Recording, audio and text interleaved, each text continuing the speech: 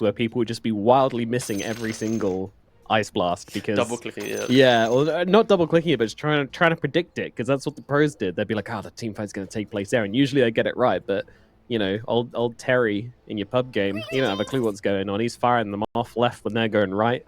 It was a skill shot back in the day, back when Dota used to have skill before the Zoomers took over and made it more about before people learned that they didn't have to use it as a skill shot. Yeah, or something.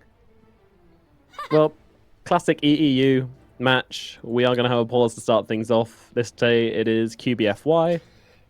Again. Go use your pause time. And they will. So clearly there is a system in play here that auto tracks the pauses. It has to be. If they're being so quick on the unpause to repause. Yeah, this may have been from the series yesterday where we had like a really, really long pause, and I think one team ended up using a bit of their pause time for the other team when they didn't want to. Yeah. Because they both disconnected at the same time or something. Who knows? Either way. Just getting calibrated, you know, some getting into the game, give a little pause, you know, do whatever you need to do before you get started. If you were coaching again and you had like a team under you, would you make them do any like, or would you like them to do any like pre-match traditions? You know, like a little huddle, or just like a little fist bump, or like when you leave the booth, just go and give some high five. You know, what would be your thing? I feel like some type of, maybe not the full extent of like a team huddle, but like some type of everyone paying attention into like some, you know, hype up words. I think you need to scale it based on the position of the tournament, right? You can't overhype some, you know, your first group stage game in, you know, 12 games later type of thing. But no, I think some type of fist bump into 0 and 10 in the group stage. Huddle in, guys. Let's go. Yeah, exactly. But no, I think for sure, like the whole idea of the mental game of competitive play is very key, and I think, of course, friendship, unity, and the idea of, you know, trusting each other is, you know, pretty paramount in teams nowadays. You can't have a team of star players that don't get along, because then you're just not going to mesh well in the game. So, yeah, absolutely. No, I think it might feel cringe and awkward to look at as a spectator, but it really goes a long way just having that extra little bit of just friendship around the team. I mean, everything. And the friendship part is not the cringe part. It's like when you get the full huddles and like 3, 2, 1, nice. You know, it's like, okay, mate, all right. But it feels hype in the moment. Like, I don't know. It does. Yeah. It's always a weird thing when people are like, cringe, and like if you're actually in the moment or you're watching it and you know you're a social human being and you're like, that was nice, that was cool. They're having a good time. Imagine doing it on Discord though, you know, trying to sync it up with the lads, you know? Yeah. Doing our virtual huddles. Well, me and my team back in the day, we used to listen to "I'll Make a Man Out of You" from Mulan before every big game we played. That was our tradition. I think I'd go around and kiss them all on tops of the heads before I left the booth, especially on like the TI main stage. You know, just make it super weird. If I was coach. What are you referring to? So I was answering my own question. I asked you earlier, what would you do as a tradition at the start of the game? Oh, you were speaking as if it was you were like with actual experience. Like, yes, when I coached a TI team. Trust me, I beg you, go back to the VOD and rewatch this. You will. It legit. I was like, you're talking about you coaching a TI team and you're kissing them in the booth. I'm like, what? Maybe I did. Who knows? Maybe you did. Yeah. In another life. Keep on dreaming. Keep on dreaming. Oh, great storytelling. Anyway, laning phase. Laning phase. Oh, nice. Last hitting across the board. Everybody's on it. By everybody's on it, I mean some people actually don't have much last hits at all. Mainly looking at the Brood and the DK, but early days. We're still getting started. I mean, look how aggressive they're being to this Lich here. They want to kill Ike, and they might just do it. Blood grenades out, right clicks in, boom, gets first blood on the Beastmaster. Yeah, unfortunately, again, we have watched a lot of VP games, so it's quite easy to say this. Ike dies a lot in laning phase. Like, he is often trying to do that like extra little block or that extra something, and after the he does die. In fairness. True. Again, it's easy for us to say this because like we're comparing him to like a player like FNG, so it's really big shoes to fill, and it's just the small things like this. Like with FNG, maybe he still dies, but it feels like that. At least it wasn't as just like empty. It felt like. Again, maybe I'm misremembering. I'm ready to be wrong there. Yeah, rose-tinted glasses, I would say. Yeah, could be the case. How does this Gyro versus Brood Mother matchup go then? Because I feel like when the Brood hits 6, is there any world where the Flax can actually kill off the spiders? Brood does still pressure the Gyrocopter, and because Flak is so easy to bait out, you can just bait the Flak, disengage behind a tree, lose the vision. He uses Flak, and then you just go and kill him, right? So it isn't as simple as I have all points in Flak, I can deal with every wave, right? Like it's not the case. Like you can kill the creep waves, but again, Brood can play around it quite nicely. Especially when Pangolier around that time will probably be getting a haste rune or some type of rune that will enable him to also come and say hello and take the tower. Once you lose the tower, then yeah, it's no rule side of the map to play. And they don't really have heroes that just stand in front of the Brood Brother early on. So once he hits 6, it's more kind of like a group effort, right? The Puck ganking with the Gyro to get the kill, or the Beastmaster roaring with the Gyrocopter. Of course, the supports can do a lot too if they both sync up. Yeah, rotations are going to be key if you want to stop Brood Brother from farming. That's why Brood feels so good, right? When you pair it with DK and the big carries. Like you spend 20 minutes dealing with Brood Mother, now suddenly DK has 20 minutes of unobstructed farm, right? It really is a very important balance that you have to answer when you're playing against these double scaling lineups. And do you want the Brood to take over the early game, or do you want to stop DK just getting a free ride to the mid game, right? It's very, very difficult questions you always have to ask, and the questions just keep evolving, so your answers are much harder mid game. Well, it's quite the deep dive put into. Thank you. Yeah, I guess that's all Dota is. It's just constantly evolving questions and answers. The questions are the questions and questions are the answers. Exactly. Dota is not as simple as just following a guide. That's why I need a flowchart. Actively tell people not to follow guides once they get to a certain level mark. Because if you want to improve, you need to think on the fly and get some processes yourself. You can't just copy someone's script, because if the script's written by someone who's generalized Dota too much, then you are just going to fall victim. It's a very, very difficult game. And in the nature of writing a script, you have already generalized Dota too much. Yeah. Guides are good for new players, but that's about it. And having good quick buy, that's about it. Lich is going to survive this one. Like, learning, getting better at surviving these aggressive moves from Boom and QBFY. QBFY going to be able to deal with the pull camp. Maybe he can get a couple off here. And Sank's actually getting kind of low in the middle lane. He's got a Fairy Fire, but that's about it. Squadix though not with the mana to follow up on him particularly hard. It's a push as well. Way too elusive. I believe we'll see some action soon, guys. Don't worry. There's active runes spawning in just 45 seconds time. That is when we will get ready to rumble. Yeah, so it's going to be pretty important for either side, of course. Pango and Puck love to make rotations on the map, especially with the positioning. Both off lanes have really stepped up into the enemy safe lane. So TP opportunities are available for Pango and Puck if they are to get the rune. It's a very, very slow start. Everyone just farming up. No real... neither team just pulling ahead at the moment.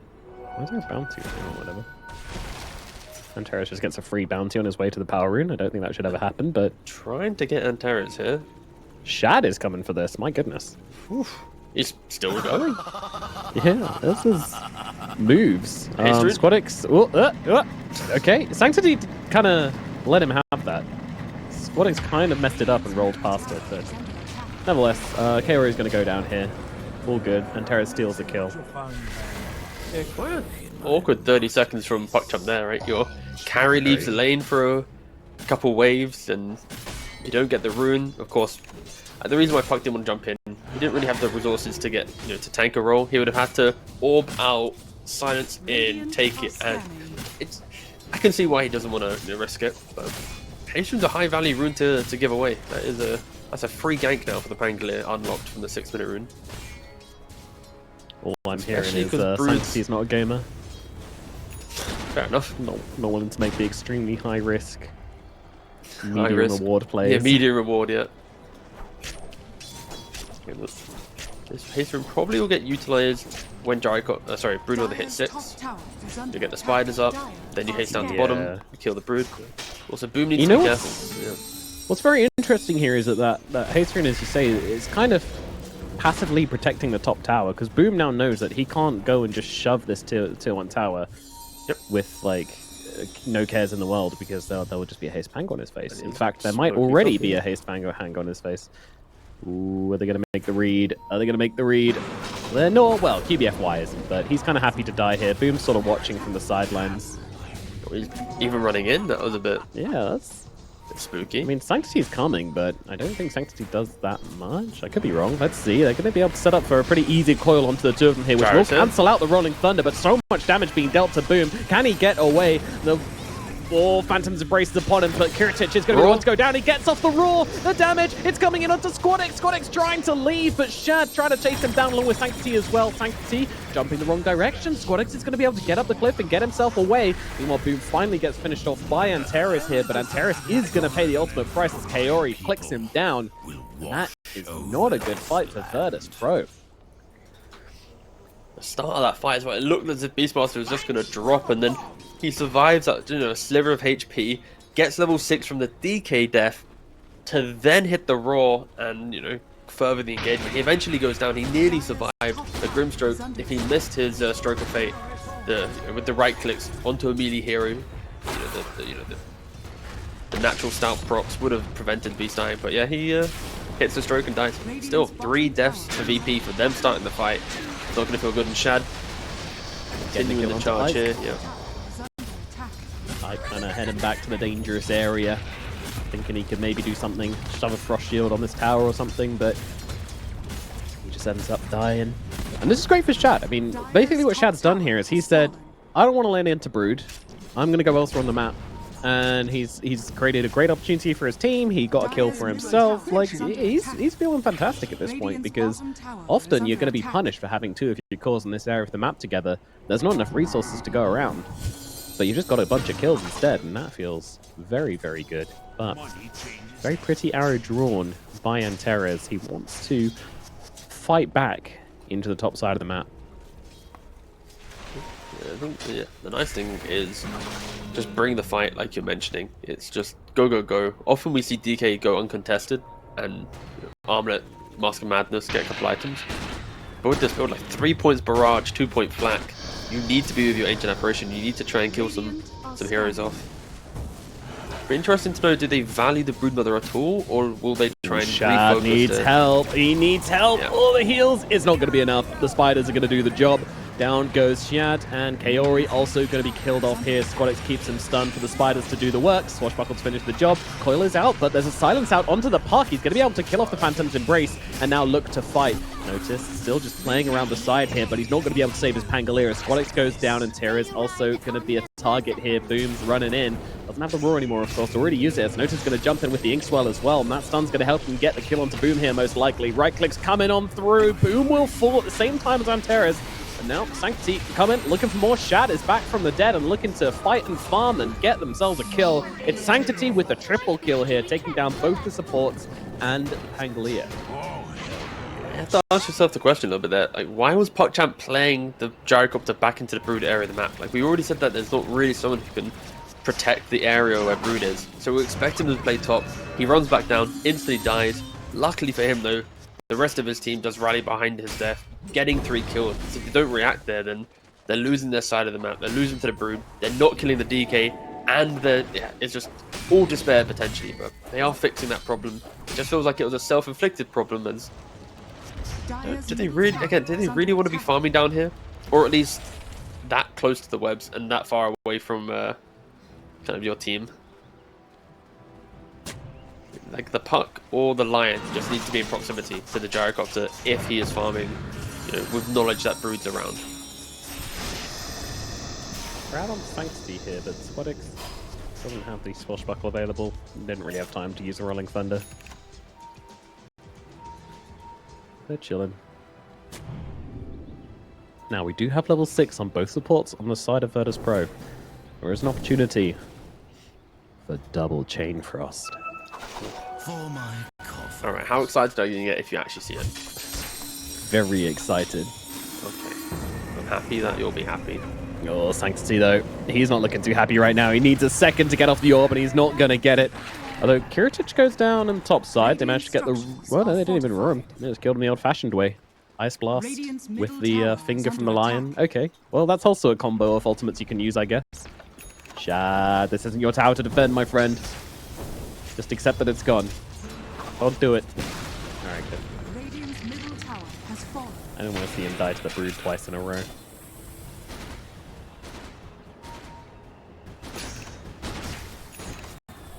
Yeah, this Gyro's pretty poor. Hasn't really got himself much of anything. Blade of Alacrity up, going for the Ags. This is a part of the Ags which feels really shit as well, because you get the Blade of Alacrity, you're like, okay, cool, you know, I get some Agi. And then you just buy 3 things which don't really help you farm. Yes. Until you get the full Ags. I'm just sad that the reality of Gyrocopter is like Ags is so important for a lot of players, where it's like, it just feels like an item that does so much, but it also does so little, right? Like, you buy an Ags, you keep farming, but then the Ags plays insane payoff when you have, like, Satanic Daedalus and all the items to utilize it, right? So, and you have the damage, but... I'm down for an Ags rework on Gyrocopter down the line. Same. Change up the pace of the hero, like... You could just make Side Gunner, like, a really weird innate that levels on his, like, ultimate or something, so that it's more level-based rather than... That could be fun. I like that. Obviously, you'd have to make it going to be able to find than Kaori here. That'll be a freebie. And Terra Steel to kill again. This is great. I mean, he's got the Inkswell manual talent, which allows him to always steal the kills, which is really important for a Grimstroke. Dire are scanning.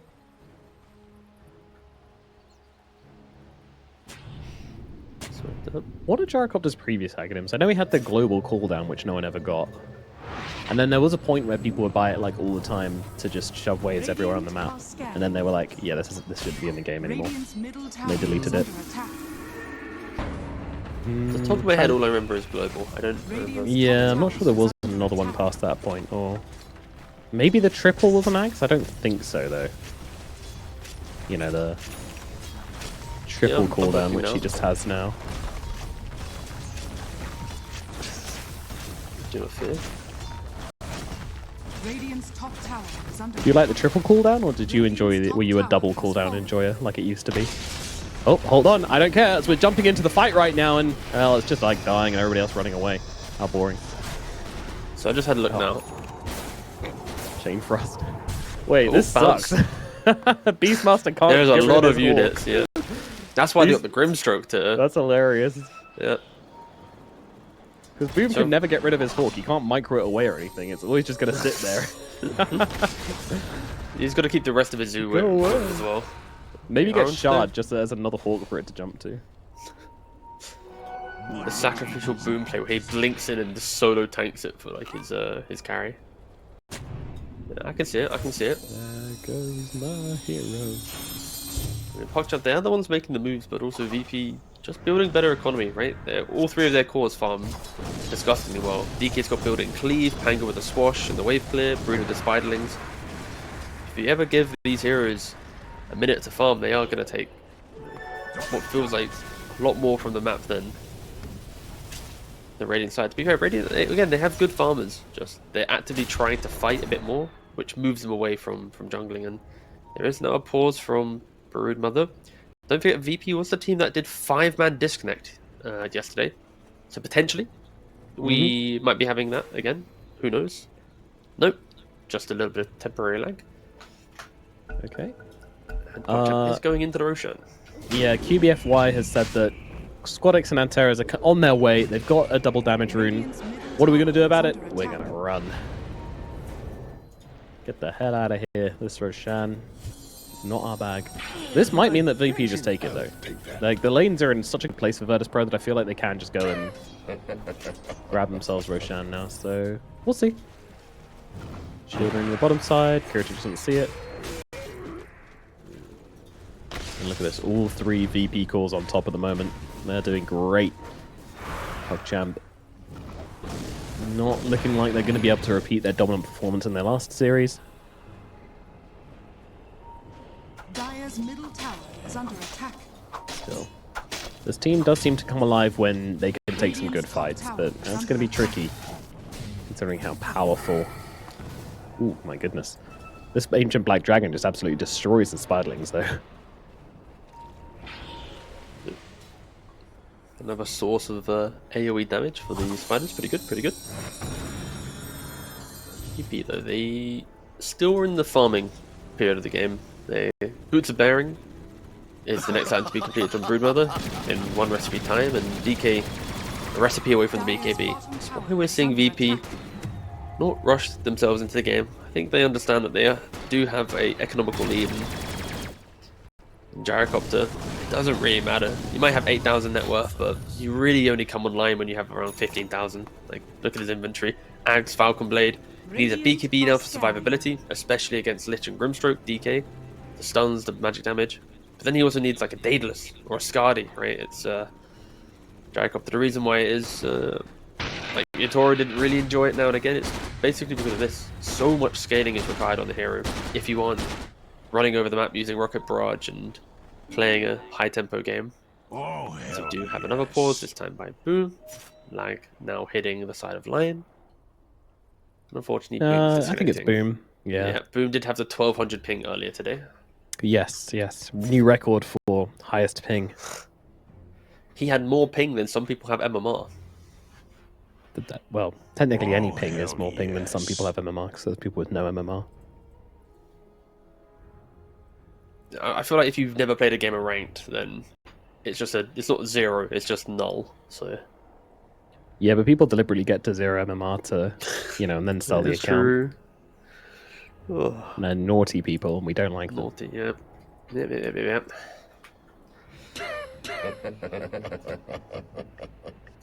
Imagine buying a 0 MMR account.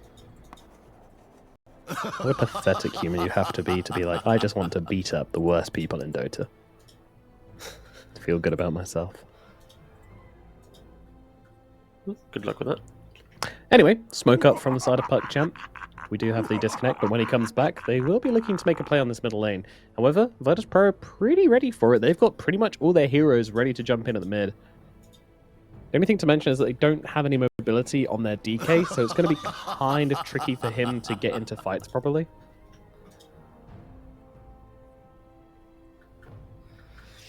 The Dragon Form will be up in 15 seconds.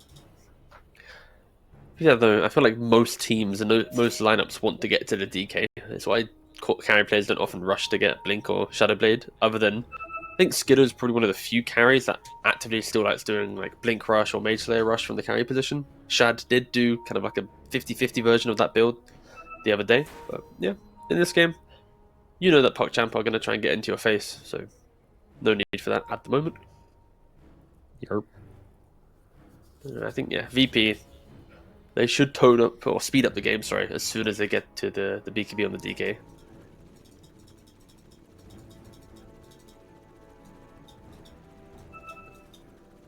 And they are going to have some time to talk about it, right? During the pause, once again, we do apologise that the Eastern European qualifiers have probably got the record of most pauses that have ever happened in the history of a qualifier, but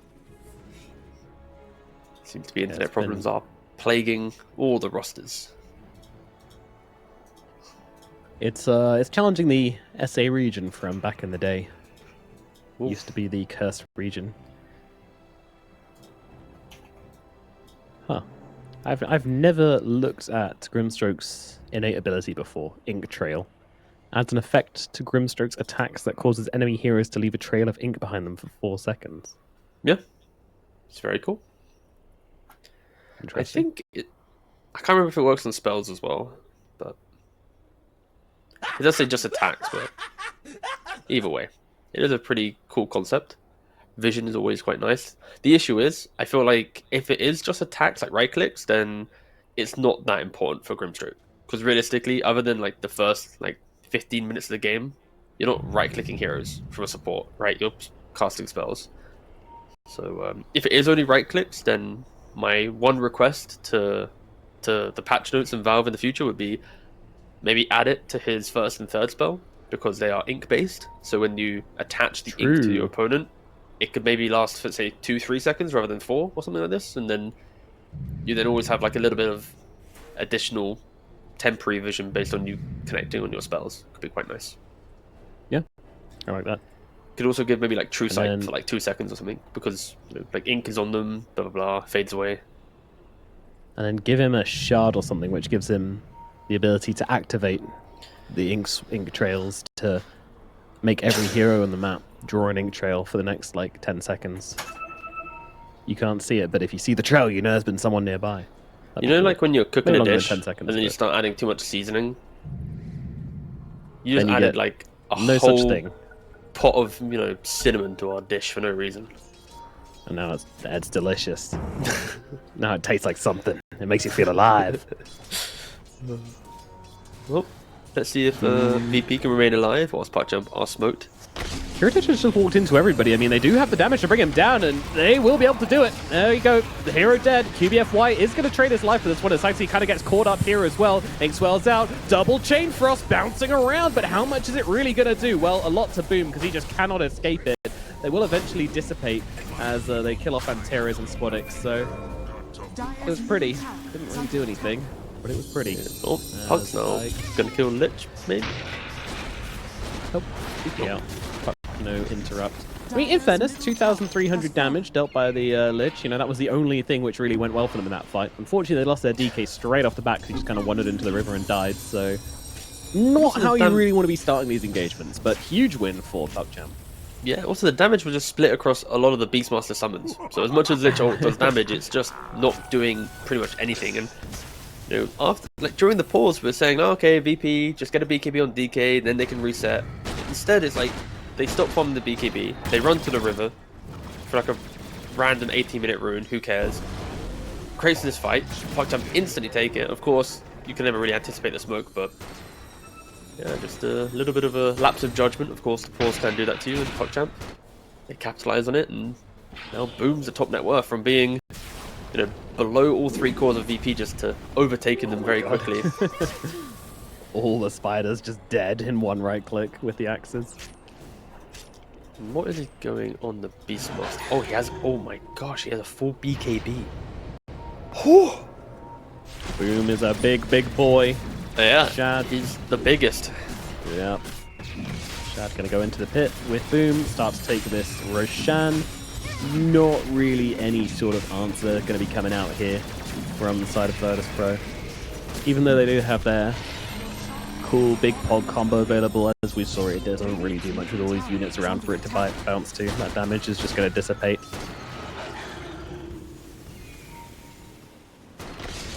And now Age is on Boom. He's feeling himself right now. They have turned this game around back into their favor.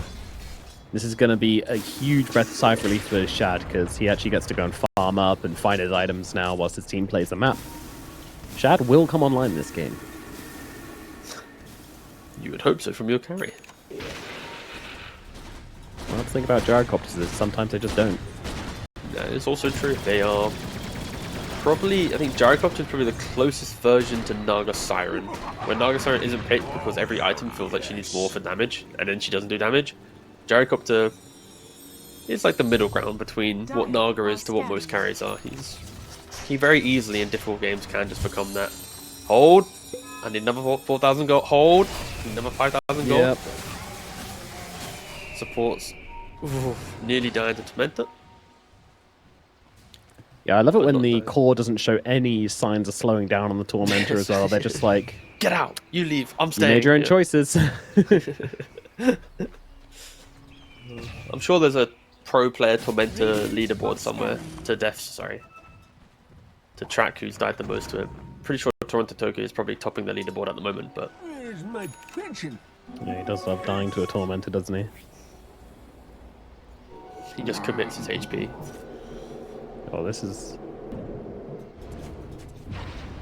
Gets his Ancient Black Dragon back on Boom. That's going to give him the anti-spider source which he needs. Talking of which, hello spiders, coming to scout. Now look at this, just spread out all over the map. Giving them the information. Brood is such an annoying hero.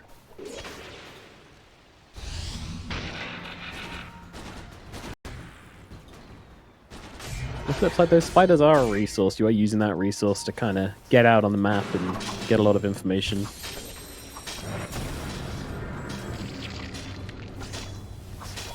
Means you don't have them to farm up or get a kill or something like that, so...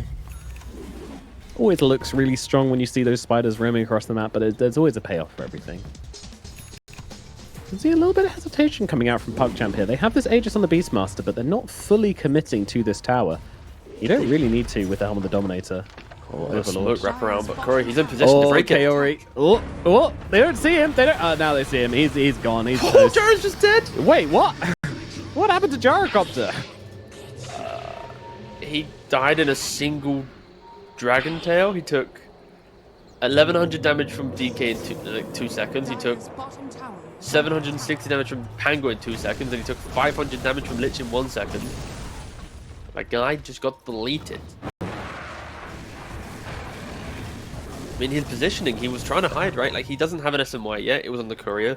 He doesn't have a BKB. It's why he was hiding in the tree line. He was hoping that the Beastmaster would soak the initiation, but VP, they read PuckChamp beautifully. It's like, well, if Beast is hitting this tower, of course his team's behind him. So they utilized the extension of the map, that extra little kind of, you know, pathway to get around. And now they find Boom. Is he going to have to BKB TP out when he respawns with Aegis?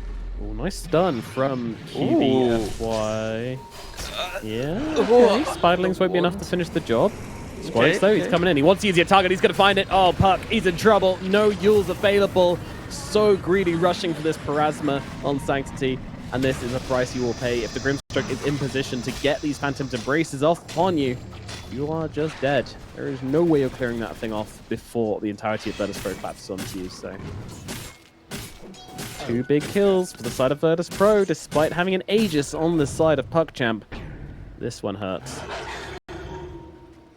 So everyone around Boom just keeps dying. He's just walking through the map, and it's like, guys, where are you? Help! Boom's still dangling himself here. There is a lot of Virtus.pro heroes, but they're not going to commit to an Aegis. Puck's back in 10.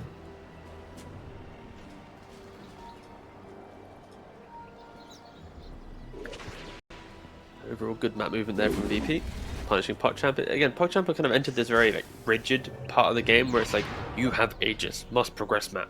And VP, they're keeping the wave shoved like you mentioned with Broodmother, and they're utilizing that to create these opportunities. And you're going to ask yourself for PuckChamp, maybe Shad should have gone for the BKB a little bit earlier. Like, the fact that he is this fragile to a single stun, a single spell, it really... Yeah, that was bad looking.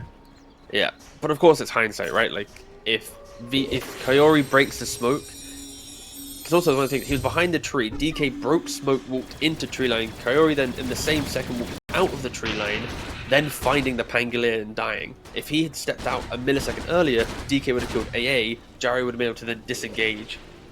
Probably not too bad, Beastmaster comes in, fight begins, right? So it really was a matter of who steps out of the tree first, and yeah, unfortunately for Kaori, the second he did it, DK walked in.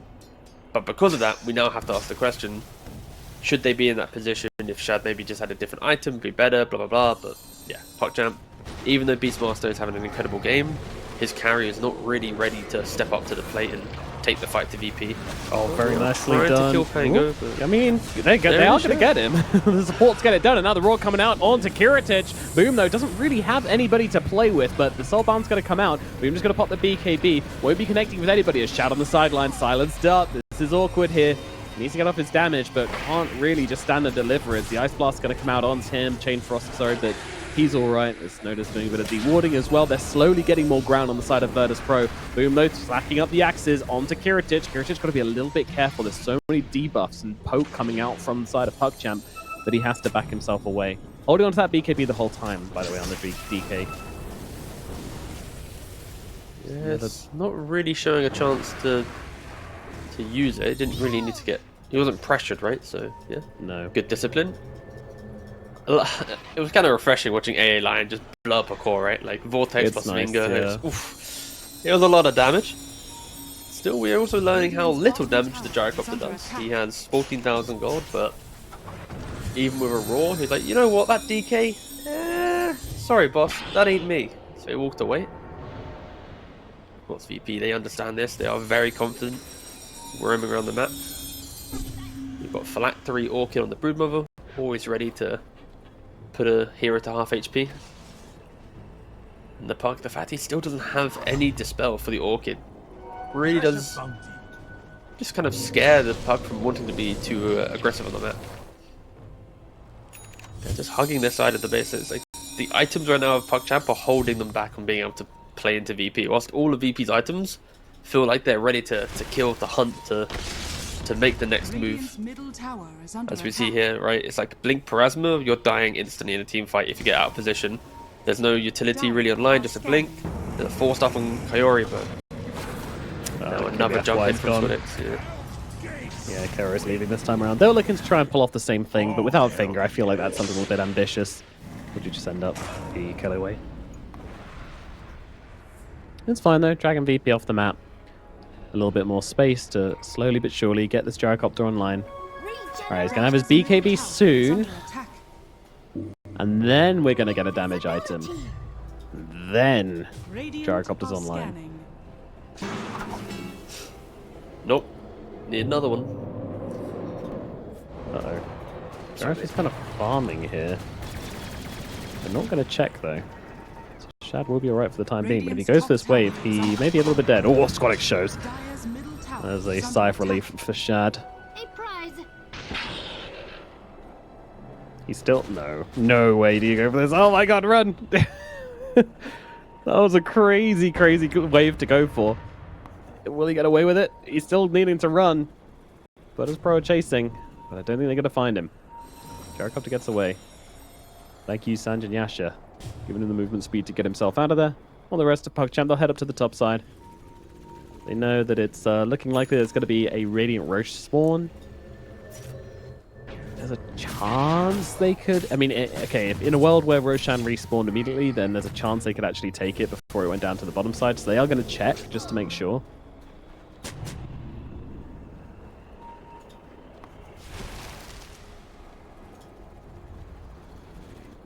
Oh, the entirety of Virtus.pro have just TP'd back and smoked up. They don't want to risk giving Roshan away either, so we're all fighting over an imaginary Roche at this point.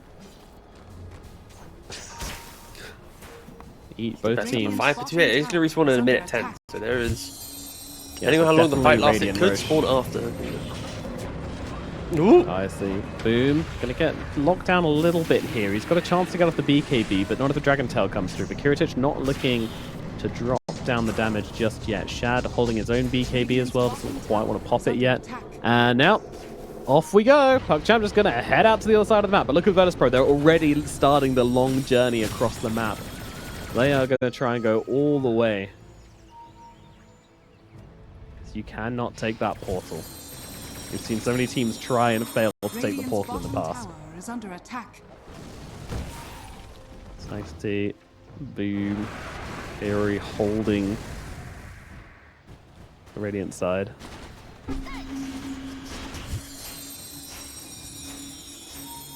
So again, a quick Roshan spawn here would have really, really favored PuckChamp. We'll be up in 8 seconds, which should give Virtus.pro enough time to get there and maybe even take a couple of towers.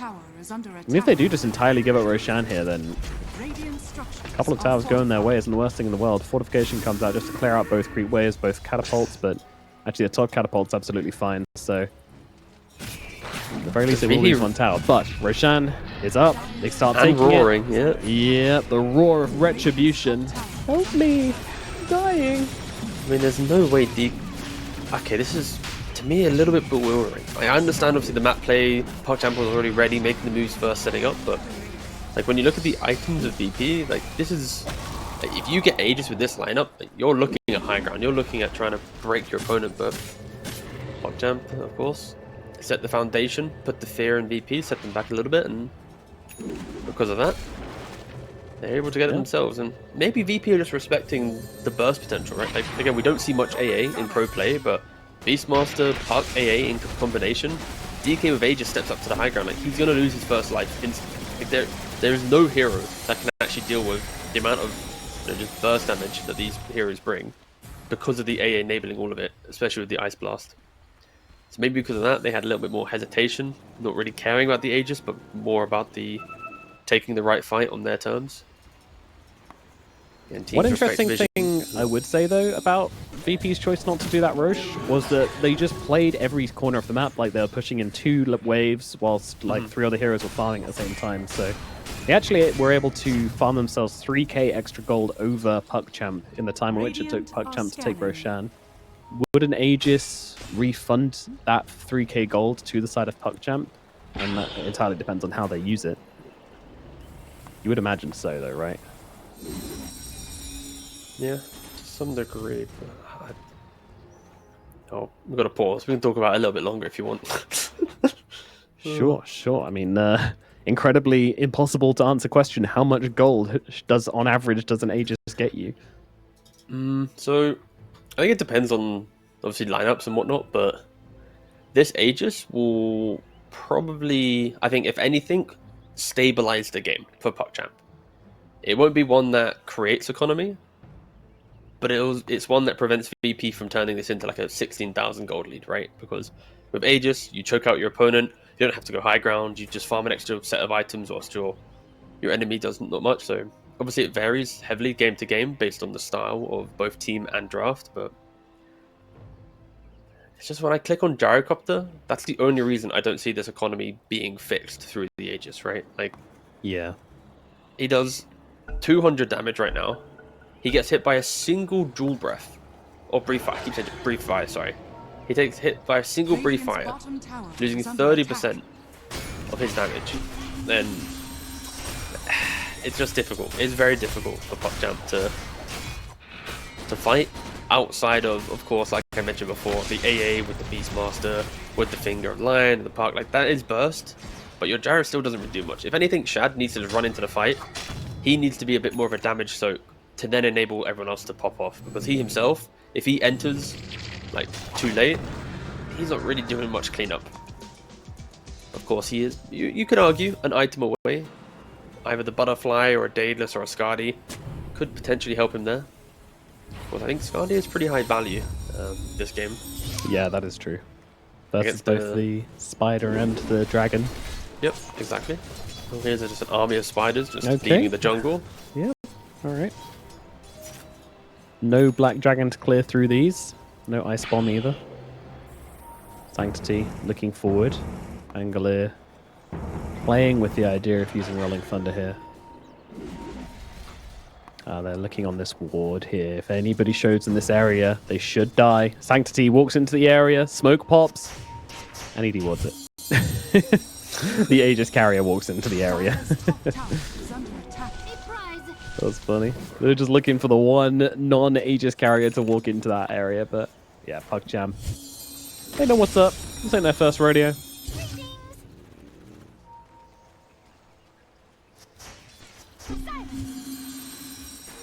I do find it interesting they gave the Puck the Aegis. That would have been the last core I would have given it to, or I would have expected them to give it to, I should say. I guess he still doesn't have that BKB. In fact, he actually went for a Lincoln Sphere, so... Yeah, it's the simple fact he doesn't have BKB or yours. It's like, you know what, you take it because he's going to jump into the fight first. He also does a lot of damage with the Parasma, so like, PuckChamp, they're not going high ground with this Aegis. This, right? Don't need to give it on the carry because of that. Who's like the biggest playmaker? They tried doing it on Beastmaster before, didn't really create a lot of opportunity. So this time around, put it on the Puck, and then the next Aegis, if they are to get one, that would then go on the Gyrocopter, right? As the game progresses, the Aegis priority does shift. Yeah, of course. Eventually, it'll always go on Gyro. And eventually there'll be a meta where supports can take Aegis and it's good, but not yet. Not yet. The fact that Dota is ever so changing that could be a world that we live in it one day. And we're joking about it now, but you know, we have Terrorblade support and Naga support and Deuce off lanes and whatnot, so yeah, I wouldn't count it out too much. Sanctity, this is why he's got the Aegis, look at him. I love Sanctity, man. This is the same guy that ran in on his Storm Spirit and just... Actually, no, it was Ankrad, but... Ankrad just reminded me of Sanctity there a little bit as he ran in on Storm Spirit and just right-clicked away at the enemy carry. Without any mana left, just zipped in and right-clicked. Some Chad stuff. I think that is one aspect of Dota which is kind of underrated by a lot of players, even pros sometimes, is the right-click damage you can do on like some squishy mid laners sometimes, as QBFY is going to be the initiation target here for the side of Virtus.pro, as Kiritich is going to get everything thrown on him, and once again, he's going to lose all of his life. You cannot fight into that Ice Blast. Too much damage, and now they see the Grimstroke as well. They don't really care about these Chain Frost bouncing around. They'll be able to kill him off with ease, and a tip comes out from Boom as well. He's getting a little bit spicy with it. Was that smart? Ask Sanctity. I think we know the answer as well. Oh, that's twice now where Kiritich just kind of walking into the front lines has not worked out for them. You know, earlier we said about the mobility on DK. I think this is now where we identified that Blink Dagger would be pretty helpful for him. Not because he's leading the charge, but I think, you know, the Brood needs to be the one running in first. You know, using the spiders, using the tree line, get the vision that way, and then when DK sees a target, he can blink BKB, jump on a hero. The fact that he's walking from low ground to high ground areas multiple times, getting hit by Ice Blast or Lions and Pucks, it's heavily complicating VP's ability to fight, right? Because your carry just disappearing at the start of all of every big engagement, which is rare to say against a DK, but this is the you know, the evolution of the meta, AA returning, and VP have not respected it yet with both map play and itemization at least. Now Lich is going to try and hold on to the base with the Frost Shield. Yeah, it's annoying, but it's not going to stop him, I don't think. It's going to stop him, I think. They want to back out here, obviously. Frost Shield too strong. I mean, it's a little bit awkward. I mean, if you die here, you don't give up Roshan, probably, but you probably give up the ability to sort of defend the Roshan area, and it puts you in a position where you're attacking the Roshan area, which isn't a situation a lot of people want to be in, so... PuckChamp, we'll give up the tower. Virtus.pro, they're going to get on map here. Wait, the Puck's TPing to this area? Fascinating. He gonna die. He's not gonna die. Is anyone gonna die? Hold. Shad trying to answer your question. Oh, it's Kiritich. Hello. We love this guy. Our favorite front lineup. This time he gets up the BKB though, but Shad has got his own BKB to use as well, and he's gonna have to use it as Squadex comes in and now turns around, pops a flag, looking for a target, but can't really find one. Beastmaster from behind. He's looking, he's finding, he's just in the middle of everybody right now. Free target, he's going to go for the Lich, take him out. Ice Blast coming on through onto the DK again, and Shad can just stand here and take the guy down. Kiritich, it's the same story for him every single time. It's a full cleanup for the side of PuckChamp. It feels like every single fight has gone their way so far. Just a beautiful Ice Blast once again, connecting onto the DK, but even the positioning, right? VP, they're running in, they don't find anything. They go onto a gyrocopter, but it doesn't really mean much because Boom gets the Lich, and then, of course, DK falls. There's no fight. There's just no damage. They see heroes, but they're not able to really do anything. Compare that to the explosive nature of PuckChamp at this point. Again, Shad not really having to do much other than just kind of... I don't know, pretty low damage game from it feels like, but it doesn't really matter. He's still doing his job. Still baiting out VP, and then, you know, the rest of his team are stepping up to get the killing blows. It's just going to be over. Trying to end the game. That's, yeah. I don't think anything's going to stop him. Fortification not available. Shad going for the end. I mean, no BKB on Shad. If they can kill him here somehow, then they will be over. The Pangal is dead, but buys back into it. Shad is... Oh, he's running out of health. Oh, dodging, juking. Jiving, dead. Ancient, half health, still alive. They'll turn around with a roar out onto the Bangalore. Bangalore gonna fall instead, and now there's no one left to defend. Back. Oh, hold on. Broodmother coming back into the game. The Ancient getting low. Notice, what can you do? Not enough. 4-star across to the other side, but everyone else is just gonna peck it down. The Ancient explodes. Great call from PuckChamp to end game 1. Delightful draft. Sorry. Just balling up. It's just so emotional. No, I was just choking on air. But yeah. Delightful draft, delightful play from PuckChamp. At least for PuckChamp will be Shad's build potentially. And then for VP, it's going to be about really strong laning into Earthspirit taking the correct fights. Because Earthspirit doesn't find kills. TB has to farm, DK has to farm. Pugna Muerta don't gank the map and do pickoffs, right? So if Earthspirit is shut down in any way, VP is only farming and only reacting the entire game. Which is very, very scary when you're looking at a PuckChamp lineup that wants to hunt you, wants to kill you.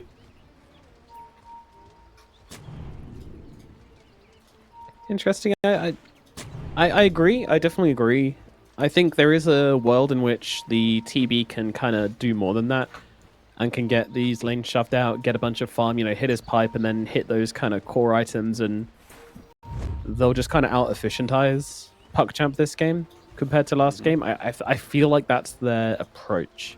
The double defensive supports. 30 seconds to battle. Squadix, playing the Earth Spirit, he might be able to just make some plays through the mid game to keep the game stable, and just make enough space for Noticed and for Kiritich to keep on farming. And it won't all be down to Kiritich to be that kind of giga carry like it was last time, even though we did have the Brood in the game. A sandy victory. I don't know. We'll see. Again, I am in agreement that I think PuckChamp have a huge advantage in the second game. I think they've kind of just gone for the same thing again and probably haven't been punished too much. But of course, when you go for the same thing twice in a row, the team which is going to come out better should be the team which gets to learn and adapt and change. The only difference being the Sand King, of course, but we'll see if that makes a big kind of impact on things or not. It's a little awkward of a mid matchup for the Sand King as well, because he can't really go for Sandstorm against a Earth Spirit, because you just get kicked out of it, so... Stinger first. Don't know how nice that feels. Is that usually what Sand Kings go for? Actually, I don't remember. I can't remember whether it's Sandstorm or Stinger. Depends on the lane, but Stinger normally. Okay. Helps you secure the first wave. Very, very strong. To be fair, actually, it's not even depends on the lane, it's actually just normally Stinger. Okay. QBFY getting harassed down pretty heavily. Oh, he catches him with that. Another blast lands. That'll be your first blood. Going the way of Ike. Alright, Ike. Had some rough lanes in this tournament so far, but that's a great way to get things started on the Pugner. Yeah, nice little kill. Levels are critical, and Pugner is quite an annoying rotating hero. Not because of stuns, but more if he takes over an area of the map, puts down the ward, he can turn ganks around with decrep, easily do a lot of chip damage, and Squadix, ooh, very, very low underneath his own tower, but Sanctity, not taking the dive too much. So yeah. Kind of inviting him in a little bit. Taunting as well. Of course.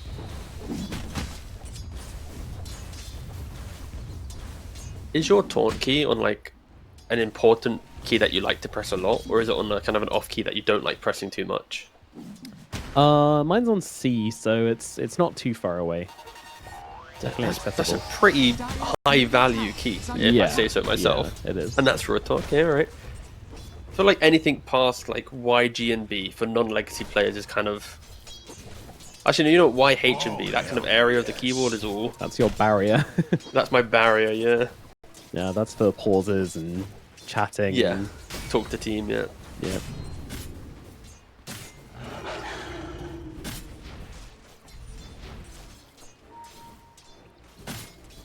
It feels weird watching the game with the same draw from PuckChamp, so it's kind of the same points, right? It's early aggression, it's layering, it's all on VP to make those changes.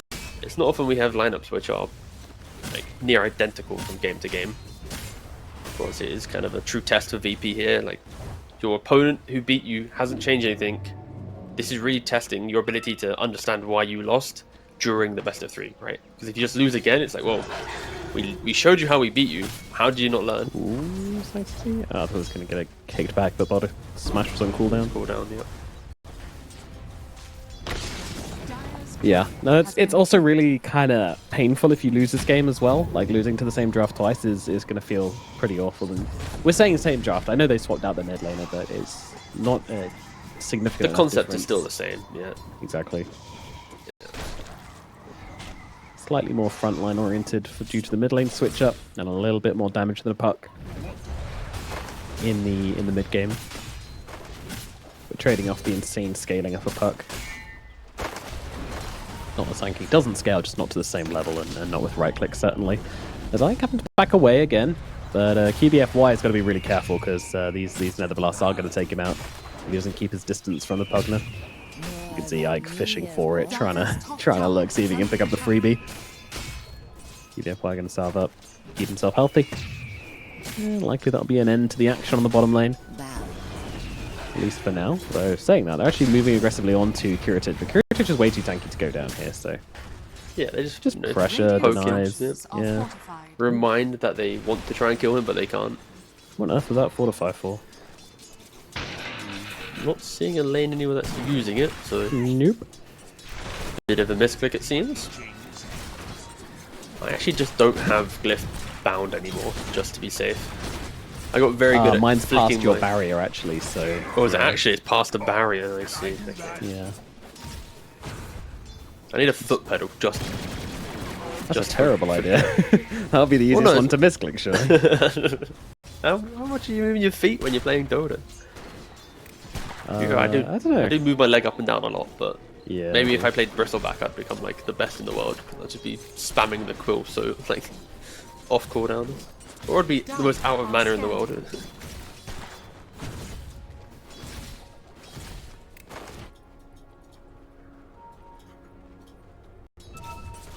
Thinking, actually walking all the way back to base despite being on full health, but that's some mana requirement, I guess.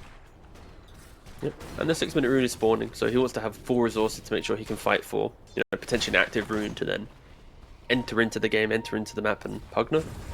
He does poke his head top. He has 2 points blast, so we'll be able to, you know, assist in the tower. And this is the first catapult wave coming through the top side of the map. Meta used. Ike is very far forward there. I feel like they might just be able to kill him off, but Notice comes running in to help out his little green friend. They will be able to help him out, stop him going down, but in terms of taking the tower, well, they get a bit of damage off here. The Nether Blasts are coming through thick and fast as the regen rune is going to be bottled up by Squadix, so if he wants to come in, then we'll be able to do so, but they're just losing this tower at this point. Fortification's going to have to come out from the Dire as Kaori is just getting picked up on the side by Antares, forcing Kaori really far back. Shad also losing health as well, desperately trying to hold on to this tower. 6 minutes in, they're looking to finish it off, and with another blast, they will be able to do so. Such an efficient move from VP then, right? Like identifying the weakness of Gyro pre-level 6, not be able to defend the tower, Sankey TPing into the mid lane, like a lot of identifiers, you know, gave VP life to taking this tower so early on. And Squadix continuing to just keep these magnetizers out on Sanctity, yeah. It's not going to kill him, but it is going to just get him super low from all of those pulses. But now there's a free wave under tower at least, so... So no one's really caring about the Wisdom Rune at the moment for PuckChamp. Boom, waddling over as the 7-minute mark strikes. He's now going to have to take it just a little bit later. Again, all the emphasis was in the top lane. No, oh, PuckChamp, not Na'Vi, sorry. PuckChamp weren't caring too much about it. I'll take your Na'Vi are gone. They're not back. Robson. Secret are not back. Na'Vi's not back. Alliance is not back. Alliance not back. Nigma is trying their hardest, but you know, Miswa's carrying them a little bit. No, they're gonna be back. They are gonna be back, yeah, true. At the tournament. Yeah, the position at the tournament. Well, we'll see. I won't speculate. I'm not brave enough. Noob to offlane was it's gonna take a little bit of time. Yeah. Yeah. I do love Noob though. He's a great lad, but it is gonna take him more than a month probably that he had before in the last showing of Nigma to be the offlaner that he needs to be. Still getting good international experience, which always helps. Right here. Ooh, big shield rune for Squadix. Didn't want to go for the stun to try and, like, you know, as it hits 8 minutes, stun in, click the button, of course, with the rest of VP standing around. You don't want to potentially just go down, wasting your ability spell for it. I do feel like things are starting to take shape for Virtus.pro now, where they're putting good pressure on the Gyro. Oh, hold on, and Terrace is going to get killed off now. See you later, buddy. And maybe looking at the +1 here onto Ike. Sanctity cooking up the epicenter and going to be able to easily run down the Pugna. Although, with Notice on the high ground, he's going to go for the TP out. Sanctity just makes it out. Whew, that was and the lion close. TP'd as well. Jesus, he almost killed the lion. But they both live. High fives in the fountain. Tips all around. Everybody's happy. Hooray. However, they're not going to take they're not going to take much damage on their tower at all, actually. All is good in the world of PuckChamp. Yeah, that was some just incredible moves there from PuckChamp to quickly identify the TP and VP. Felt like they had a bit of timing, but again, just the lack of damage coming from the supports is really kind of the issue there. Yeah. They have the levels on the Earth Spirit, but the supporting cast aren't really ready to step up to the ganks. And you were mentioning how VP felt like they had a bit of a window of play, but that's only because PuckChamp are, you know, relatively underleveled themselves, right? Like the Lion still needs to get 6, the A just hit level 5. Like, once the damage comes in, and Shad also wants to rotate a little bit, then I think these aggressive moves from VP will be better punished. At the moment, they're enjoying the freedoms of walking around before, of course, that engagement we just witnessed. This Pugner has solved so many issues with Virtus.pro though. Last game we saw Boom taking over the bottom side, able to just shove it out with just a little bit of help and his Helm of the Dominator. This time though, the Dragon Knight plus the Pugner easily able to defend from all of these creeps coming through, so it's going to slow down the side of PuckChamp's map possession and advancement. Meanwhile, the TB, you know, we saw him take the tower earlier. That's going to give the TB so much space. Just keep on farming, shoving waves out. This is exactly what they wanted from the TB pick. Get those illusions to spam across the map, shrink the Gyro's map whilst increasing your own. This is pretty damn good. I can see Virtus.pro starting to get a pretty significant lead over the next few minutes if PuckChamp can't put something together. It's just like the efficiency of farm, right? Like DK farms so much quicker than Gyrocopter, right? You have a free Battle Fury. Like, not one to critique the facets too much, but DK getting a free Battle Fury. Like, did he need it? He was already pretty cool with his, you know, the previous versions, but yeah, alas. You could always just stack and then pop the Fire Dragon to go and take the stack, but now it's like, yeah, you can just Battle Fury your way through the game, no worries. But he has 5,300 net worth compared to the Gyrocopter with the 4.2k. Imagine picking Sven when you've got DK in the game. Yeah, it's like, why would you pick a guy with a spell for a cleave when you can just get a facet for a cleave instead? It's much better. Bot lane is getting chipped down by the double bore and the catapult, forcing out the glyph. Again, this time around, I think the VP will be much better at identifying when they actually want to fight, right? Like, the idea of the pre-BKB fight, which broke the entire game for them, PuckChamp taking over, you'd like to think that they're going to be a little bit more aware of that, right? Communicating their timings. Of course, DK still in that farming pattern, trying to get the Mask of Madness. Terrorblade's on the way to the pipe. There is no real, you know, cry for aggression right now for VP. That aggression might even be their undoing if they misexecute. Now running into plenty of damage from PuckChamp. All ultimates are available from the PuckChamp side, and you will disappear if you run into them. That is why they're kind of, you know, sitting back, taking bounty runes, making stacks. Blink Dagger out now for Sanctity. They want to try and oust the Terrorblade, but they're actually moving on to the Gyrocopter a little bit here. Squadix is nearby, so it's either going to be great or a disaster, or maybe the smoke will pop and nothing will happen. So they've got really good vision in this area over on Virtus.pro, so smoke popped, noticed, he's going to be found. Nice stun coming out. AA Blast going to follow through as well. Bye-bye TB. Ousted from this area of the map, but they're still second around. They want to see if they can jump onto Squadix here. The silences are coming out, but he's got an Illusion Rune bottled. The magic could allow him to scuttle away. Does he really want to get away, though? He could consider going back in, and he will do so. Epicenter with the Blink Dagger coming on out here, and then Terrace is going to be the next casualty for Virtus.pro. The calm before the storm, and these couple pickoffs are a reminder to VP that the aggression's coming. The AA, the Sanking, the Line, they are hungry. They want to make moves, and Boom, he's only 1,000 gold away from the Helm of the Overlord. That will just, you know, further amplify their desire to start whittling down some of these towers themselves. Because of the early game Terrorblade Pugner, they weren't able to take towers themselves. They were reacting to the aggression of VP, but PuckChamp, they're ready. They're looking to slowly start making some of their own moves. That said, with the deaths on Virtus.pro, you know, it does reset those heroes, get them back on full health, full mana. You don't really want to be trying to shove a tier 1 whilst they respawn and TP at you with all those resources up, so... Look at the net worth, Virtus.pro, they're just flooding straight back into the exact same part of the map. They really, really want to control this jungle, and there's a good reason for that. It's because if their TB can just live here, it makes their game really, really easy. He will shove out the map, he'll make you tons of space. But But There's I also, I that's think, a gonna little bit happen. of desperation from VP, because look at the net worth, right? Like, DK's up top.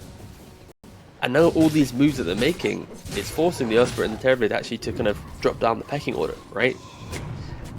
This game very easily could become, you know, 4 supports and a DK, right? Like, hoping DK can do enough damage to do it all.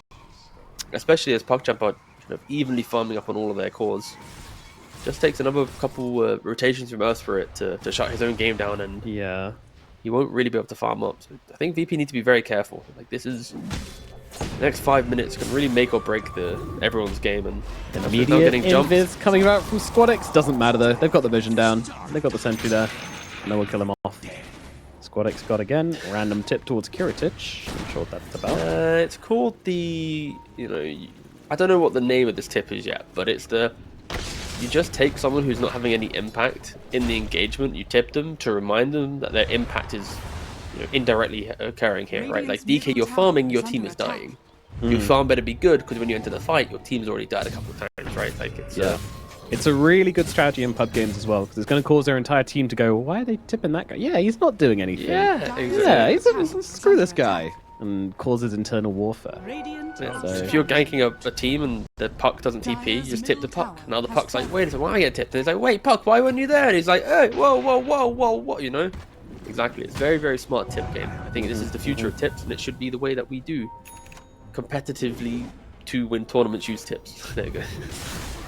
Oh, wait. Ogner's getting jumped. Sanctity brings him down. Very nicely done by the Sand King. And his friends. Sitting behind him, the 2 supports.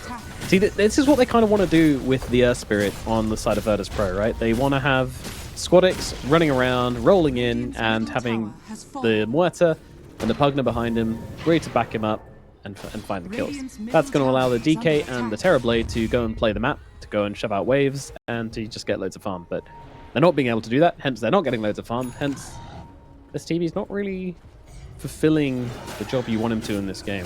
He is eventually going to get to that pipe at least, so... On the boom. Yeah, they are going onto him here, and they've got a lot of silencers and stuns coming his way, and Kiritich with the return tip, and that's a risk of tipping like that. Yeah, it is, yeah. That's called the blunt tip. It's so obvious. Like, hey, you know, you died. Yeah, which we would call Just in cringe case. if it weren't for the fact that he was tipped not but 2 minutes ago. Yeah. Do you think there should be like a... See, he's going for this here onto tip tally? Squadix, and they have the follow-up, though, to stop him just rolling away. Yes, they do. A finger and an ice orb. On the tip towards Kiritich for some reason. Yeah, I don't know why that's your fault, but it is. Oh, God.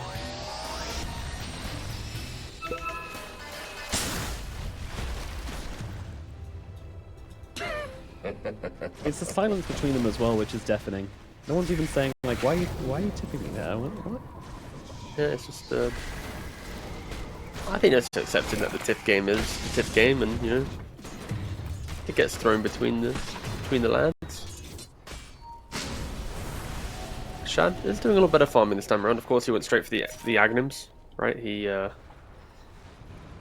should maybe even consider... I also go straight for Gibby. That's the key thing here, right? Ag's good for farm. Last time we went Yasha and Sanj and Yasha, sorry. Yasha into Sanj, that's what I was trying to say. But this time he just wants the BKB straight away. So when we talked about the kind of the change up in the Shad build, getting the BKB straight away is going to be kind of the variation to allow himself to fight. But once again, they are smoked up with the 3 assassins. The Lion, the Sand King, and the AA, hoping for another big ticket kill, but now all of VP are smoked up. Yeah, unless you can get them all in the exact same area, then this isn't going to work. And DK now has BKB complete, but it's on Courier, so it feels very reminiscent of the last game. Yeah. A move just before BKB's out. But Pause anybody? Any pauses? No? Okay. Well, there it is. BKB is hold complete. Phew. Alright, sigh of relief, everybody. We're not going to have the old run in and feed just before the BKB gets there. Top lane's going to get shoved really hard now. Ike with the 4 points. Another blast from the tree line. Just going to start slamming that one down the bottom side. Boom is getting a lane out, but he's a lot slower on this push than Virtus.pro are. And just with this illusion and with Pugna, this tower is going to fall very quickly indeed. Helm the Overlord on Boom, meanwhile, going to slowly get this lane in. They will be able to defend it if they want the side of Virtus.pro. Up to them. Radiant's bottom Of course, if you go at this area of the map, we are looking in towards the Roshan timer now as well. We even have a fortification popped from Virtus.pro to really make sure that middle tower is under attack. this tower goes down. So the return fortification comes out from PuckChamp. Is under attack. Dire's top tower. I'm honestly not sure about anybody using fortifications there. It feels like Radiant's bottom tower has fallen. nothing really changes from that. You both just now don't have fortifies. I guess it's the first tier 2 of each side. Okay, fair enough. And reset now. Yeah. Dire's top tower has fallen. Never mind. I'm just kind of waiting for the BKB on Radiant's boom. middle tower is under Virtus.pro attack. will have a bit of an advantage in the next fight if they do go into it with the Bat King bar on the Dragon Also Knight. waiting for 20-minute Roshan. Like, let's look. Compare all the items across the teams, right? So for 20 minutes, DK has BKB, Mortar Atos, Pipe TB. Elsewhere will have BKB. So there's gonna be 2 BKBs available for VP in the Roshan fight. Beastmaster, you could argue, might not have it in time. Jaracopter, about 1,000 gold away from getting his own. So right now, like, if you want to talk about power spikes, double BKB on VP, this is their time to go, right? Try and smoke before PuckChamp can farm there too. They're also doing Tormentors, which is Lion's delaying about to the die. economy. Yeah. Again, he didn't die last time, but there you go. I do like the efficiency of just standing on the edge of the radius there just until you're low enough to really walk away. And he gets rewarded with a shard. A lovely, lovely mana drain on 2 targets. Alright, And a BKB. come on, What you doing? VP. I'm gonna, Sort of. you know, again, it's the poke your stick meme to do something. Like, this is it right now. Look at your own enemy. They don't have BKBs. You do. It's daytime. Get a kill. Secure Roshan. They have pipe on T. Yeah, they've even got pipe on They TB. have everything. This is They time have to go. Literally everything. Yeah, that's why I'm. Mwah. Absolute cinema. But of Very- course, Roshan, it's scary into Gyrocopter Sanking AA. When I say do something, I don't mean just A-click Roshan. It's like smoke for kills and kill them. Get 2-3, take a big team fight, right? But Here we go. Kiritich TPing down. There's too many cores in the area for this to be for farm. both They are. BKBs are now complete on the Beastmaster and the Gyrocopter. Ooh, a little And too slow. Bloodstone And complete on Bloodstone. Sanking.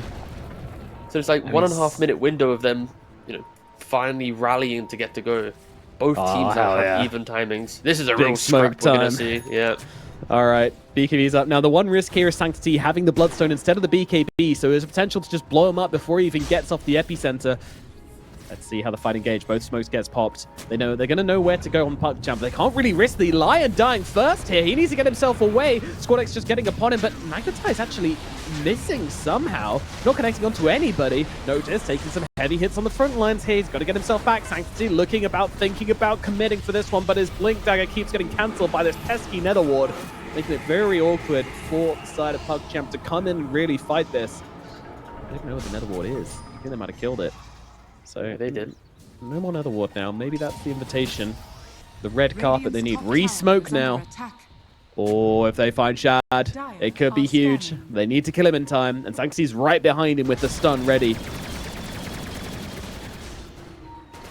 I don't know if going on Shad here is the correct Dragon play. form, it's about to expire. so It's only scary. a quarter duration left. Ooh, they need to go now. There is no more time for waiting. The time for patience is over, Rubson. They must get into this pit and they must fight them or run away. Deadshot coming through, landing onto Boom. Rock flying through the fight as well. Reflection just really landing onto Shad here. Sanctity still waiting. He does not want to initiate. He wants to counter-initiate. That is really obvious here. And they'll see that Nether Ward. They'll deal with it. And again, the ward's on the high ground. And the roar comes out. This should be it. SquadX going to get blown up by the finger by the Ice Blast. It's still not quite enough damage. He's actually going to heal up from the Sunder, which goes through the Ice Blast, but it doesn't matter. They'll kill him regardless. Exactly, Now just noticed is low for no reason. They can't really fight us anymore. Kiritich is BKB, but he's melee form. It's pathetic as, unfortunately, Kiritich is getting chain bashed by Roshan, having his own fight on the side. Shadow also kind of low as well, but they will kill off Ike, but Kaori does die to Notice in the end anyway, thanks to the reflection. Shad on the run, and actually, they lost so much health during that. I can't believe it. And now they get into the pit. Red Dragon form off cooldown. It's going to be Virtus.pro that win the fight and get the Aegis. If anything, I'm a little bit shocked that PuckChamp didn't decide to actually just fight instead of going Roshan, right? Like, they knew the Dragon Form was expiring, they had that time, they clicked him at some point in the prior engagement, but rather than, you know, wrapping around back themselves and continuing this kind of like, this cycle of who takes the high ground, who takes the hit, they decided to kind of half do it. Then when they do go high ground, they're using spells on an Earth Spirit who had no Magnetize, who had no BKB, which has enabled the rest of the cast of VP to kind of just free cast their spells, and, you know, Shad, he never really entered the fight. He stood on the low ground, AE was down to Roshan, he was already half HP. Just for all the kind of the good choices PuckChamp had made, it felt like they did squander an opportunity to punish VP, who just had no dragon. Like, again, they had no Dragon Form. It just felt like a free pass to go aggressive. And also Sanking, he had his blink cancelled again, so when he pressed Epi, his blink was cancelled. He then had to walk in, he missed the Burrow Strike and instantly got deleted. Yeah, all the magic damage just comes straight through without that Bloodstone coming off. And that was a risk we talked about, right? Like, it actually ended up being the entire reason they lost the fight was because there was no BKB. Therefore, he gets blasted by magic damage, cannot get off the Bloodstone and heal himself up, not getting off the epicenter. So, yeah, really awkward fight for Sanctity. There could be a world where, like, Veil BKB could have been a good item choice for him this game, right? Like, he'll eventually buy Shivas. He wants the BKB to prevent the Sunder going off against him. And then Veil helps amp up a bit more damage because he's playing a bit more of a pick-off style. And then the Veil also amps up the Lion, the Jarrow, and the AA, right? So maybe that could have been a good build, but it doesn't really matter at the moment. Pugner, all by himself, getting jumped by Na'Vi. I wonder where he awarded, guys.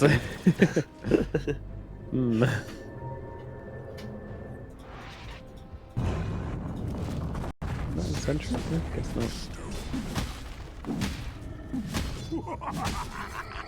There we go.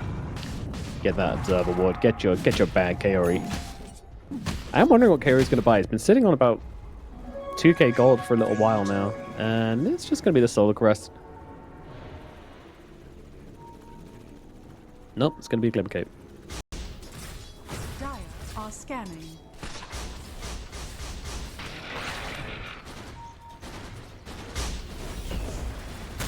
Here we go, Epicenter coming on down, nicely chained up onto Noticed, and they will take him out. I love how Sanking moved during that as well on Sanctity. He jumps in and Burrow Strike's actually away, just about still in range for the Epicenter, but far away from this like cliff area here, where you know the rest of Virtus.pro is going to be. So it's a perfect snipe. Very, very cute. Yeah, and it's the constant snipes of the entire game. It's going to be like this VP. When they make a move or they position, they're always going to have to think, is there going to be a blink jump out of nowhere? Is there going to be just some additional source of damage that we're not ready for? VP, Daedalus, BQB, DK. He's actually going for blink.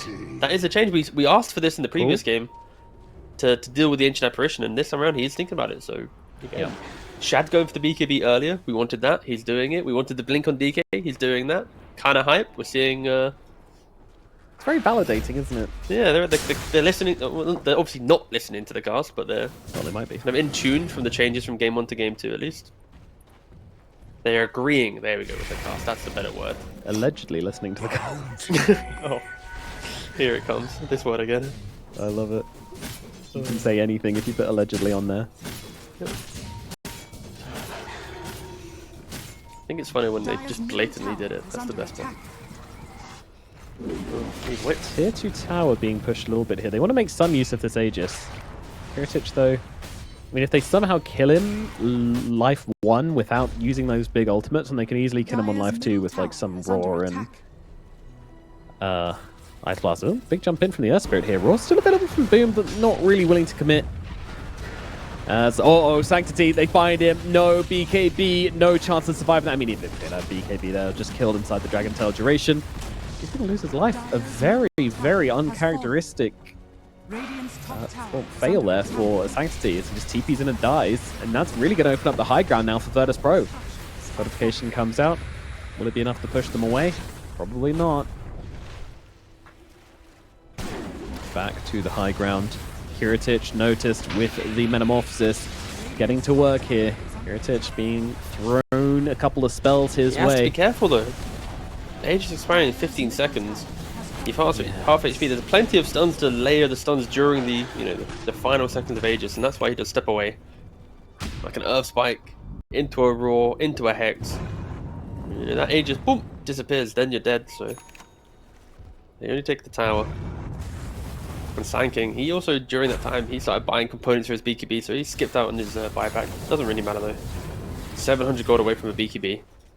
Radiant's bottom tower They're smoked is up on under 2, the attack. beast in the line. They're hoping to find like a random, you know, greedy player on BP who thinks they can farm here. And at the moment, Squadex is kind of beelining it down the lane and has a gem. Hang on a minute. Do I want to do this? No, I don't want to No, do this. yeah, I'm gonna back myself away. Yeah, I'm really gonna back myself away. I'm feeling very bad Just about smart, this yeah. decision all of a sudden.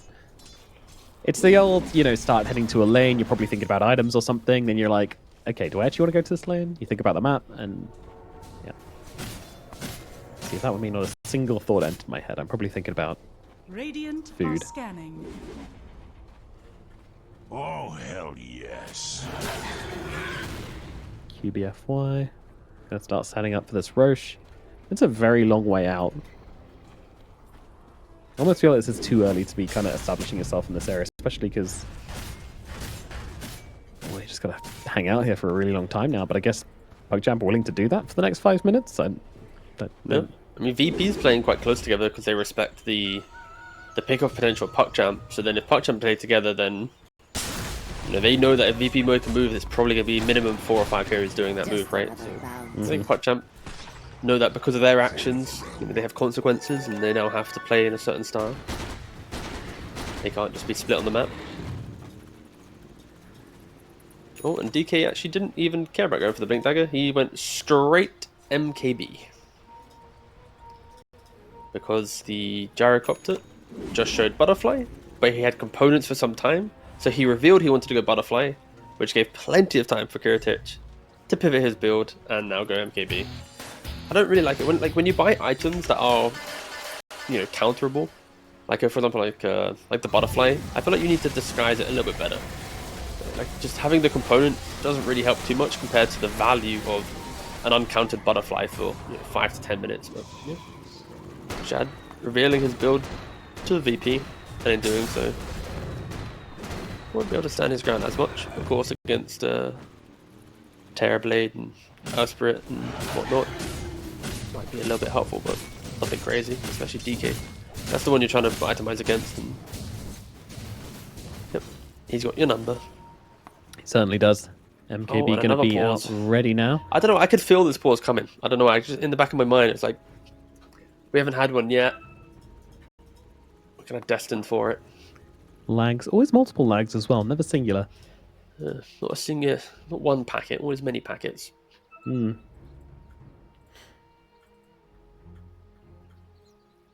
Does Shad have his Daedalus finished up, or is he just sitting with the Chrysalis and going into Satanic?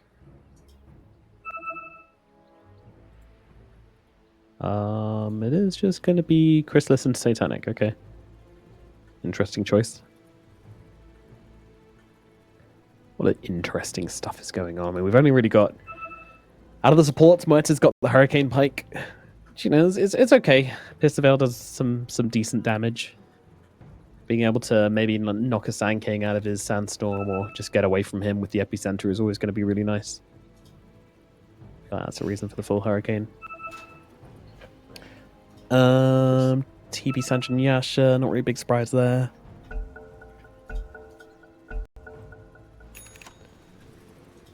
Oh, I like the Kaori having Enchanted Quiver in his backpack as well. So just gonna be doing some pretty sizable slaps with the Chilling Touch.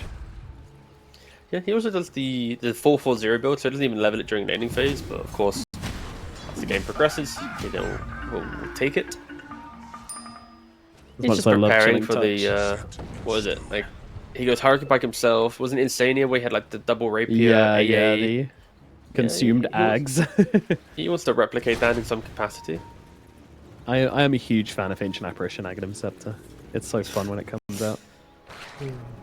You know the game's getting so crazy niche, when he though, picks it up.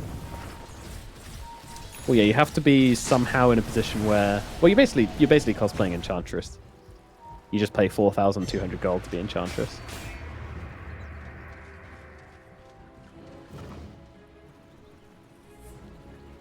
Does Chilling Touch apply Death Rhyme? Yes, I believe all spells do it. Okay, it's pretty handy. It applies what? Does it stack? All instances? I would assume so, yeah. From right click? Each All one. right, let's go. Last Aghanim's one, yeah. Moonshard. Cool.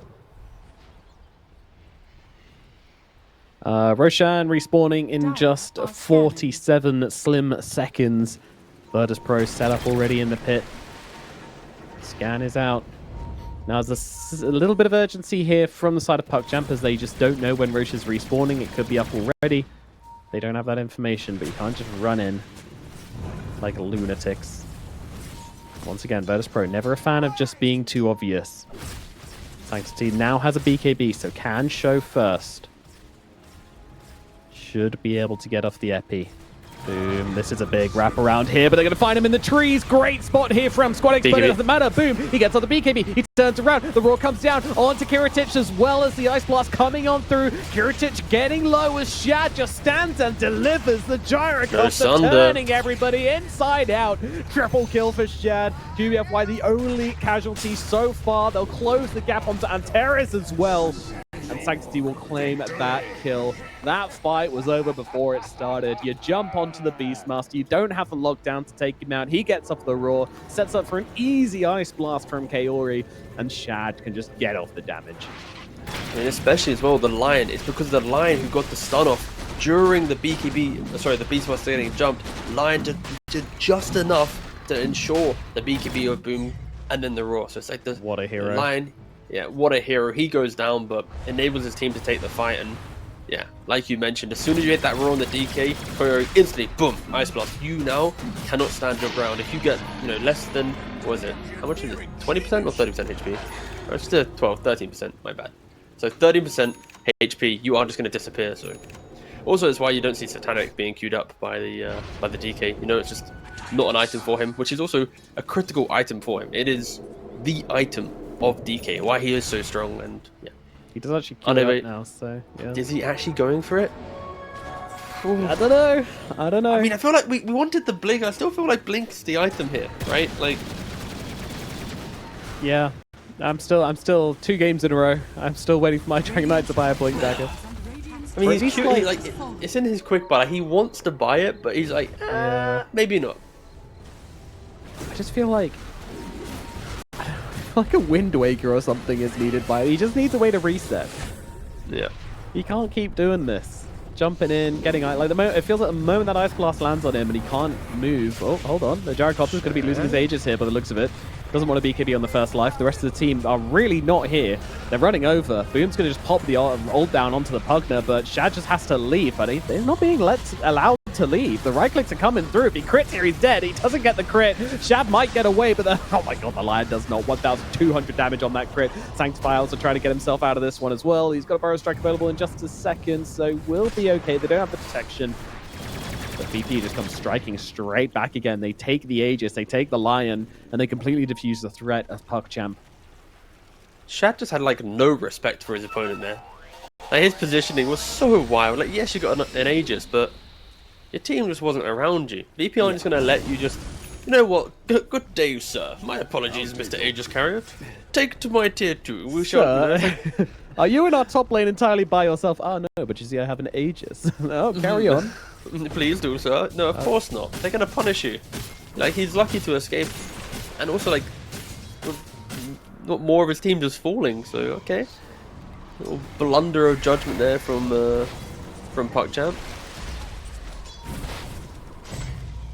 That's just unfortunate, really. Yeah. All that big fight in round Roshan. I mean, sure, you still have like a pretty big net worth advantage from it, but your Aegis is gone. You really wanted to start breaking some buildings with that, but yeah, Shad just a little too overexcited.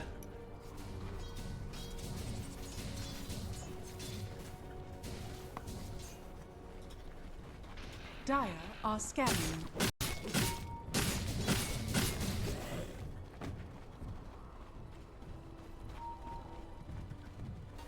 Going to be a battle of the Satanics by the looks of it. Unsurprising that Shad's going for one. It's kind of the ultimate item, you know. This is when your Gyrocopter's finished. I feel like this is Gyrocopter's peak. Daedalus, Butterfly, Satanic, BKB Ags, and you're like, yeah, we're good. He's gonna be a huge issue every single fight now. DK still in the land of indecision. Oh no, he's not. He's done it. All right, VP win. Link Dagger online for the Dragon Knight. They've finally done it. What the? I mean, if he gets jumped still, Blink won't help him, but he has to make the jump. Oh, he blinks! There it is! But forced off? Oh, he's already BKB? Okay, no. alright.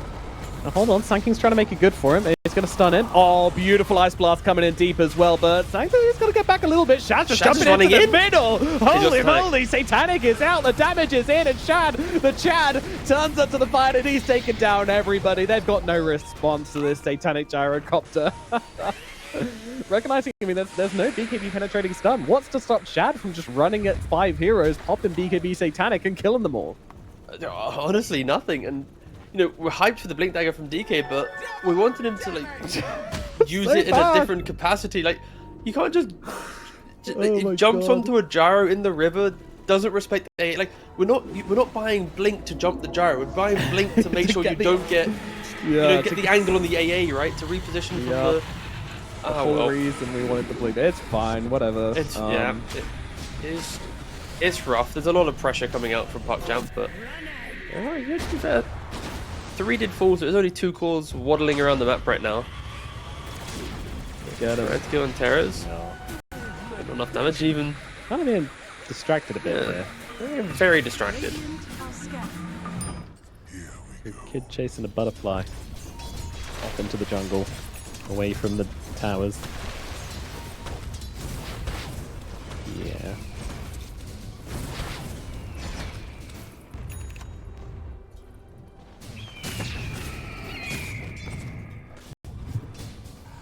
Come on, Kaori. He's got another 2k gold. This man likes saving. He doesn't realize you don't get investment rates at Dota, but boy, if he could, he'd be rich. It's time. Queue up the Aghanim set. Yeah. Can do it. I mean, what's the other option for Kira if he doesn't want to go for the Ags? Something like... He could go back for Soulgrass, but I feel like at this point in the game it's kind of like, eh. The buffs are too little to really be of much effect.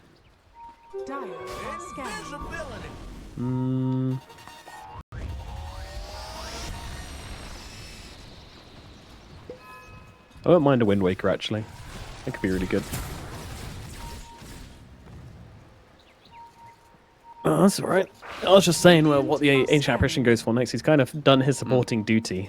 I want him to get an Axe, but I feel like he probably goes for the kill that Muerta. Probably goes for the Wind Waker if he doesn't want to go down the right-clicking route. The world is kind of his oyster, to be fair. And then again, they don't have a Vlad. So you could also buy a casual Vlad for his Gyrocopter. Could also be pretty handy. He's never going to be in range for the Vlads. Imagine he loses a game because he stands next to the Gerard to give him Vlad. Vlad's got a pretty big aura to range, to be fair. But either way, Shad is just flacking on the high ground. DK's off in no man's land up for the map. Yeah, I'm really worried for him that he's in a complete Satanic. TP back to his team, jump in, get Ice Blast, and just die. Yeah. Alright, Blink Dagger's up. Who's the target? I like how you keep announcing it as if it's got a big cooldown. I'm just... Oh, here we go. Onto the Gyrocopter again. Let's see if it works this time around. Shadow, you think be able to get the Satanic off? Yes, he is. Turns around, melts Kiritich to dust. I mean... Yeah, let's not talk about it. Let's just agree to continue casting. Let's just not talk about DK, alright? Well, Sanctity is dead at least, so, you know, they'll buy back on Antares and Ike. They'll get the 1 kill. Likely going to get a couple more here with the Magnetizers, so, you know, Lion's gone as well. Antares, solo kill. Kaori TPing out, and should be able to get off there. Wait, they've found Gyro? They found him! Oh, it's Satanic! It's not going to be off time. Okay, alright. Perfect jump. It's the bait all along. The carry bait worked perfectly. This is how you cast, right? You gotta... Yep. Everything's deliberate. Nothing is a mistake. Double buyback from VP. They do get the exit kills. You know, Shad overstaying his welcome just a little bit and getting picked off. We're again learning two things here at least. There is plenty of damage now online with like the Earth Spirit, Terrorblade. Yep. And DK has to soak a lot to die, but still feels like maybe PuckChamp could have took that fight a little bit better after killing the DK. That was quite a quick disengaging everyone out rather than like disengage together, TP kind of in a clean way. It felt more like the call was just get out rather than layer your retreat to ensure that cores don't get picked off. But that aside, VP good to get the punishment, and PuckChamp feels like they just need to reset. In regards to fight, it's more like the damage is there. They just makes it executed very slightly. Getting a little bit greedy after taking the mid lane. Now Roshan is up. 25 seconds for the gyro to respawn. Timeless Relic, by the way, picked up for the Earth Spirit, along with obviously that 15 scan talent comes from a out. while ago. Pretty big, but yeah, they know what's going on, but it's going to be very, very quick for Virtus.pro here. I'm shocked, but I mean, the Jackal is not alive, so what can you really do? A-Blast going to come blasting on through and doing a ton of work, but not going to change anything. Roshan is Might going to still go fight down. it though. Gyro's going to the twin gate. Consider on it. top. Ooh, it could be big. Sanctity's going to find the Terrorblade, but he might just get off the Sunder here. Raw comes out to make sure he doesn't, and he does go down. Kiritich trying to stand his ground and just blast them as they buy back on the Terrorblade. Kiritich, though, he's going to get turned to stone here, I think, as they jump back. Oh, no, it's the Aegis. He goes down. He comes back up for round number 2. Shad trying to just fight into his face. Pops a Satanic to heal up, but he's got no BKB, so he's going to get stunned. Oh, who's going to come out on top from this one? It is going to be Shad to take down the carry. And as we saw last time, you need to deal with the other heroes as well. Ultra They do kill. kill him off. It's an ultra kill for Shad as they take down everybody. Look how big the calling is. Whoa! Radiant's middle tower is under attack. It's huge. That was massive, but yeah. It's so big it was kind of useless because it was kind of left the fight. The sad part there is the DK now wish he had the the Satanic, right? Because they'd already ice blasted in the pit. It expired. Then he didn't have it, of course, but 3 heroes dead, no buyback. PuckChamp, sure they blundered a retreat of the base, but it does look like they just want to go straight for the end. Radiant's middle There's a tower tier 2 is in top, so Mega Creeps aren't available. And Chad doesn't have buyback, oh, sorry, BKB or Satanic. So you do need to be a little bit careful. To be clear. He does have buyback, to be clear. Radiant's middle tower. But of course, it is a 5v2. Ancient is going to be exposed after the fortification. Keeps their final tier 4 tower alive. Absolutely zero Momentarily. buybacks available on the side of Virtus.pro now, by the way. They have all been used. So it is all Shit. on them. They will jump forward. Immediate response here from Sanctity, though, as he jumps onto... sorry, Sanctity. DK jumps onto the He's gate. just gone. He's just gone. And DK on the back line. Oh, he found him! He found the He did it! apparition. He did it! GG, it's cool. They know they've won. No, I'm just kidding. It's over. A sad face and boom. GG is called. It will go to PuckChamp. Another 2-0 here in the lower bracket for PuckChamp. All right, they're waking up. They're finding their form, especially against Virtus.pro as well. Potentially a tough matchup, but they take it. Yeah, Ancient Apparition is the the hero of the lower bracket, it seems. Secret used it to win a game, but not the